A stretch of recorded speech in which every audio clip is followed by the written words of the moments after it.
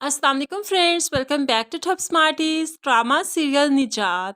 फरियाल जो किसी पर बोझ बनना नहीं चाहती, तभी तो उसने जॉब शुरू कर दी ताकि अपना खर्चा खुद उठा सके, किसी का एहसान लेना ना पड़े। ऐसे में एक दिन स्कूल से जो आ रही थी तो रिक्शा नहीं मिला और वो लेट हो गई। जैसे ही लेट घर पहुंची तो शाहज़ैन फरियाल पर गुस्सा करने लगा। तुम जानती हो मेरे कितने काम पेंडिंग हैं, मेरा कोई काम नहीं हुआ और तुम इतनी लेट आई हो। तो यहाँ पर फरियाल कहने लगी, मिनाहिल थी ना घर पे, आपका काम कर सकती थी। आज रिक्शा नहीं मिला जिसकी वजह से मैं लेट होगी तो क्या हुआ, वो भी तो आपकी बीवी है, आप ज़्यादातर वक्त उसके साथ स्पेंड करते हैं, तो फिर वो आपका काम क्यों नहीं कर सकती। आज इस तरह से फरियाल ने बात की तो शाहज़ैन को और भी गुस्सा आ गया कि उसे वार्न करने लगा कि आइंदा कभी भी इस टोन में मुझसे बात मत करना। शाहज़ैन फरियाल पर गुस्सा तो हो गया, फरियाल इसकी बातें भी सुन लेती है, लेकिन मिनाहिल नहीं। जैसे ही वो कमरे में गया तो यहाँ पर मिनाहिल और शाहज़ैन की लड़ाई होने लगी। मिनाहिल चूंकि फरियाल को ही घर की नौकरानी समझती थी, उसी से काम करवाती थी, बगैर सैलरी दिए भला कौन सी मुलाजमा इन्हें अब मिलेगी। इसीलिए तो मिनाहिल बहुत गुस्सा करती है शाहज़ैन पर कि फरियाल घर से चली जाती है, सारा सारा दिन वो घर से बाहर रहती है। ऐसे में तुम्हारे खर्चे भी ख़त्म नहीं होते, तुम्हारी दूसरी बीवी को भी पालते हैं हम, खाने पीने का तो खर्चा है ना उसका। तो यहाँ पर क्या कुछ करें हम कि अब एक मेड भी रखनी पड़ेगी, फरियाल से कहो जॉब छोड़ दे।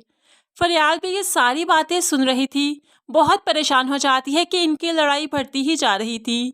मिनाहिल किसी तौर भी शाहज़ैन की कोई बात नहीं सुन रही थी कि उसने गुस्से में शाहज़ैन को घर से निकलने का भी कह दिया, तो शाहज़ैन गुस्से से घर से निकलने ही लगा। तभी फरियाल उसे रोक कर पूछने लगी, कहाँ जा रहे हैं, इस टाइम आप कहाँ जाएंगे। तो शाहज़ैन जो कि पहले ही बहुत गुस्से में था और गुस्से में आ गया, तुम होती कौन हो मुझसे यह सवाल करने वाली।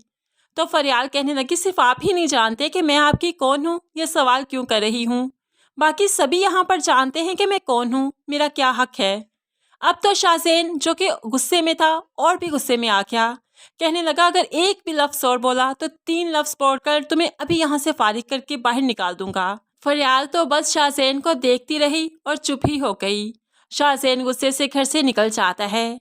थोड़ी देर हो गई कि अभी तक शाहज़ैन घर वापस नहीं आया। तो फरियाल को शाहज़ैन की फिक्र होने लगी, इसलिए तो उसे फ़ोन करती है। फ़ोन किया तो यहाँ पर लड़ाई की आवाज़ आ रही थी। अचानक ही शाहज़ैन ने भी कॉल पिक कर ली। अब फरियाल कॉल पर सुनती जा रही थी कि किस कदर लड़ाई हो रही है। अचानक ही गोली चलने की आवाज़ भी आई, तो फरियाल के तो पैरों तले से ज़मीन खिसक गई कि शाहज़ैन को कुछ हो ना गया हो। ऐसे में वो भागते भागते घर से जब भाग जाती है तो आखिरकार शाहज़ैन तक पहुंच जाती है। वहां पर पहुंची तो उसे देखकर तो फरियाल के हाथ पांव फूल गए कि शाहज़ैन को गोली लग चुकी थी। ऐसे में फरियाल रोड पर खड़े सबसे मदद मांगेगी और शाहज़ैन को हॉस्पिटल भी ले जाएगी। ये गोली शाहज़ैन के बाजू पर लगी थी। हॉस्पिटल से डिस्चार्ज होने के बाद फरियाल शाहज़ैन को लेकर घर आ जाती है, उसकी बहुत हिम्मत करती है, लेकिन ऐसे में मिनाहिल शाहज़ैन का ज़रा ख्याल नहीं रखती।